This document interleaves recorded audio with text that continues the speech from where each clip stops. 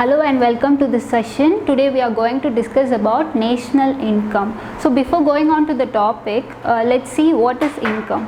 Everyone has some certain income, right? So even people, you people having some income, I have some income, and likewise a nation will also have certain income. Okay, so your income is valued in terms of monetary value, right? So income is nothing but the monetary value which is measured for a particular year. Okay, so here in simple term we can say that national income is nothing but which is measured in terms of monetary value. Okay, so moving on to the meaning of national income, let's see the meaning.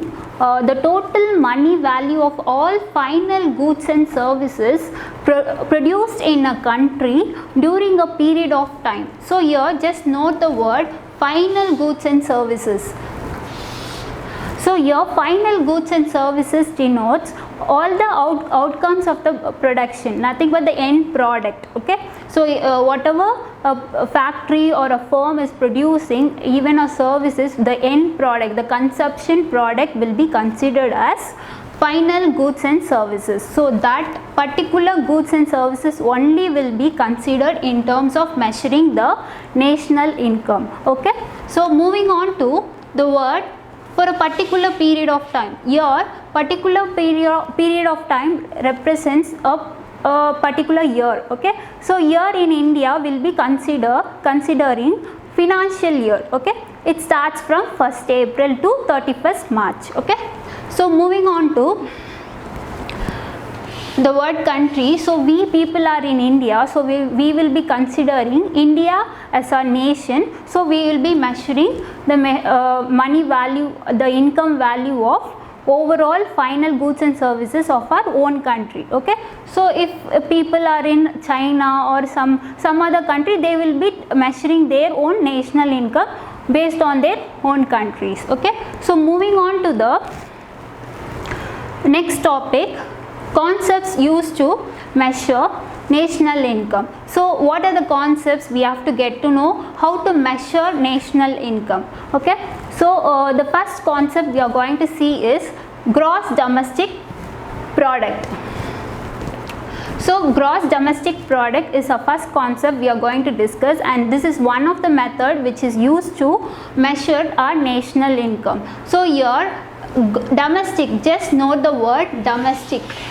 Okay, so domestic in the sense within our territories. Okay, within our political borders, our embassies, and even the ships and vessels which are considered be part of our economy within our territories will be considered as domestic. Okay, so whatever products, whatever the final goods and services are produced within our territories will be forming part of this GDP calculation. Okay, then moving on to the formula for GDP by expenditure method at market price. Market price here, market price is nothing but the price which is sold in the market. So that price will be considered in terms of calculating all these kind of goods which is consumed during that particular financial year. So the first letter C represents consumption goods, the end product goods which is ready to sell in the market and ready to consume by the buyers at a current requirements, nothing but it satisfy the immediate wants of the customers. The consumption goods will be considered as C. Then moving on to the next letter, I is nothing but the investment goods, the capital goods. Okay, then the letter G represents government purchases or government produces goods. Okay, so this G represents government produces or purchase goods. Okay, then moving on to the next letters, X minus M. Here this represents, X represents export and M represents import. So X minus M is nothing but export, and export minus import gives you the net export. Sometimes you will be getting a positive value or negative value. So both can be possible. So ideally we will be expecting a positive value, but in terms of x minus m, you might be getting a negative value in some cases in practical way. Okay, then moving on to the next topic is net domestic product. Okay, net domestic product is nothing but the value of net output. Same as GDP, you will be just deducting all the depreciation allowances, nothing but the capital equipments, or some of the countries capital equipments will be having a depreciated value. Sometimes it will be outdated, so that will be considered as depreciation, and that should be reduced from GDP. That gives you the net output, nothing but NDP, net domestic product. Then moving on to the third concept we are going to discuss is gross national product. So here gross national product, here you have to think about this nation. The word nation, national is nothing but here you have to take into consider the residential status of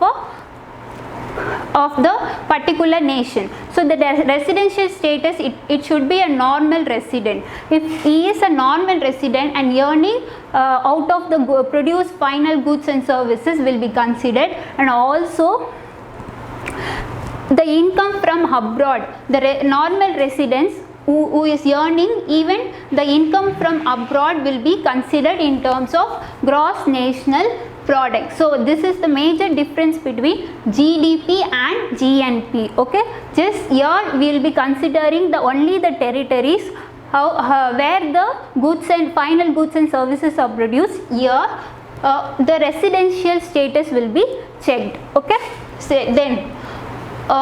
here net income from abroad, here the major changes over here is all other goods will be considered in terms of gross national product. Along with this, you will be adding up this R minus P. What is this R minus P? Is nothing but a resident, a normal resident who earns income from abroad but staying in India will be considered as R. Okay, and here P represents the payment which is made to the foreign residents who is earning out of the services has been rendered to the our own country. So they will be rendering services to our own country, but they are resident of foreign country. Okay, so here you have to consider only the residential status in terms of GNP. This is the major difference between GDP and GNP. Then moving on to NNP. NNP is not just as NDP. Here GNP minus depreciation allowances will be considered. Then here depreciation allowances is nothing but capital consumption. Okay, capital consumption expenditure will be considered. Okay, I mean you have to minus that from GNP. Okay, so we have seen it before. NNP is equal to GNP minus depreciation allowances. So net national product, which is considered as GNP minus depreciation allowances. But in case of market price, NNP at market price, how you will calculate when the goods and services are valued at market price? We know that market price is the all total expenditure along with the indirect tax, subsidies from government will be adjusted to market price. So the end product will be sold at market price. So in that case, NNP at market price, the formula for that is factor cost plus indirect taxes minus subsidies. So your factor cost is nothing but produced goods, nothing but the final goods and services which is produced in a factory or industry. The final product will be made out of certain expenses. So those expenses will be considered as factor cost. Once the raw material has been processed to finished goods, the expenses between the process will be considered as factor cost. Okay, along with this factor cost, you will be paying tax to the government, nothing but the GST, indirect taxes. So these taxes will be added on with the factor cost. Along with this, certain industries will be getting some subsidies from the government. So from these costs the subsidiaries will be deducted from the expenses. So all these together will be adjusted as NNP at market price. You will get the NNP as at market price. Then moving on to the next formula, NNP at factor cost. Here only the factor cost will be considered in case of NNP at factor cost. In case you have NNP at market price, you have to deduct indirect taxes. Whatever you are paying to the government will be deducted from NNP at market price, and you have to add the subsidiaries which have given to you. So finally you will come to know what is the NNP at factor cost. In order to find out this factor cost, you will be adjusting these two items, okay, in order to get NNP at factor cost. Moving on to the next concept is personal income. So personal income is nothing but total income of an individual in a country who is earning at that particular time. All sources of that particular individual will be calculated as personal income, and this income will be considered before the payment of taxes, okay, before the payment of direct taxes, because we people are paying taxes for income, so it's called direct taxes. So direct taxes will be paid during a particular period. So before that, whatever income has been earned by the individual of a country will be considered as personal income. So the formula for personal income, when you have this national income, how you will find out the personal income of an individual existing in a country? So this national income, NI, is nothing but national income. From this national income you will be deducting social security contributions. What is this social security contributions? Is nothing but the contributions which has been allocated for an individual during the employment, like even you will be provided some allowances. Allowances will be considered. So those already deducted amount already deducted amount has to be deducted from the national income, and then already social security contribution has been paid to the national income. So we have to deduct all these things from the national income, and then undistributed corporate profit is nothing but retained earnings. So retained earnings, you know, right? So retained earnings is nothing but the earnings which either not paid tax and neither paid tax or not given to the investors. So it just retained within the company, within the corporate sector. So it is undistributed profit. So that's why these items will be deducted from national income, and along with that you will be adding this transfer payment. Transfer payments is also a part of national income. It also will be deducted. The final amount, whatever after deducting this and adding, you have to add this transfer payment along with this equation. So you will be getting the final result of personal income, okay, personal income for an individual. So overall income, personal income of a nation, okay. Then moving on to disposable income. Disposable income is the same as it is personal income, but after paying tax you will be consider this disposable income. So whatever the individual has been received from all sources before payment of tax will be considered as personal income. But in case of disposable income, after payment of tax, whatever left with them will be considered as disposable income. Then moving on to the formula, disposable income is nothing but personal income minus direct tax. So here you will be paid all the taxes, and finally the remaining part will be considered as disposable income. And in other case you can say it in other way also. Disposable income will be, so all your income may not be consumed, right? Some income, certain part of your income will be saved, right? So every like all income will not be consumed, so sometimes it might be saving. Okay, so the consumption of a individual plus saving of an individual together forming part of disposable income. So you can either know it by this way or this way. So two formulas are exist. Either if you get the information about personal income and direct tax, you can use this formula. In case you have these information, consumption and saving, you can use this formula. Then moving on to the per capita income. So per capita income is an income of an individual, a particular average income of an individual. So the national income you have calculated before using GDP and all stuff. So whatever national income you have calculated, you will be dividing that by population. So average income of a individual will be considered as a per capita income. Okay.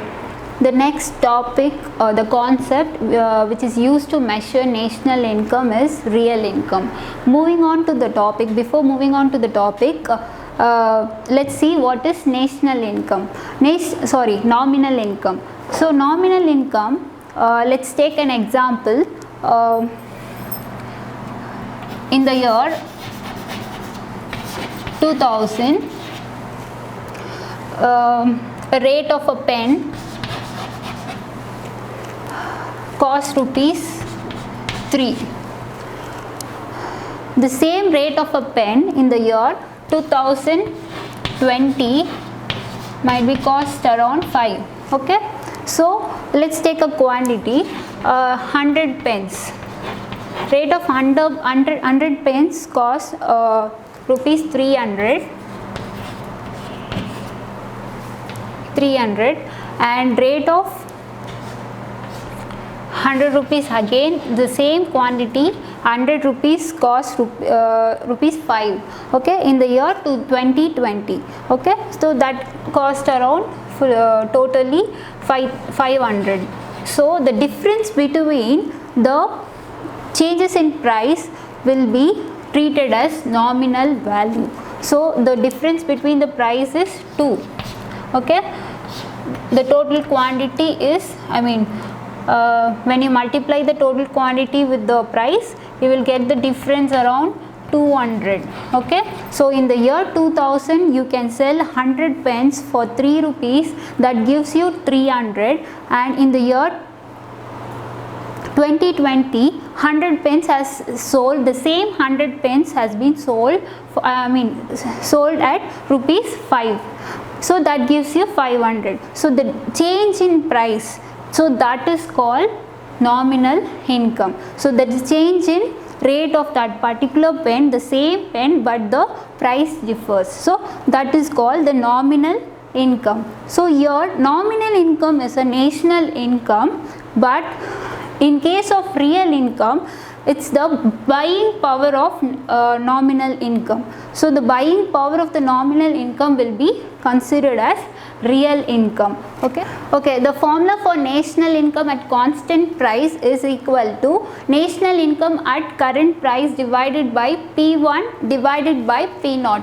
Your P1 refers to price index during the current year, and P0 is price index during the base year. So whatever the price index has been fixed for the current year and the base year will be divided, and along with that national income at current price is also divided by this final answer, whatever you have get in this P1 divided by P0. And moving on to the next concept, which is used for measuring national income, is GDP deflator. It's an indicator, it's an index of price changes of goods and services including in GDP. Okay, so we know that GDP is you will be considered GDP in a domestic territories. So gross domestic product include whatever the goods, final goods and services are included in the gross domestic product will be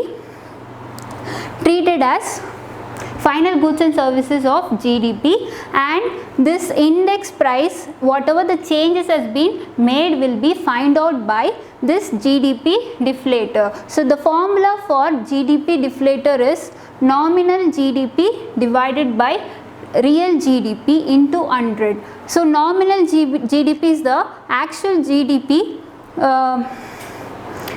as we seen before, the changes made during the the changes made in national income during that particular year will be considered as nominal GDP, and divided by real GDP is nothing but the purchasing power, the buying power of the nominal income will be considered as real GDP into 100. So finally you will get the difference, the changes has happened in the prices, that will be considered as GDP deflator.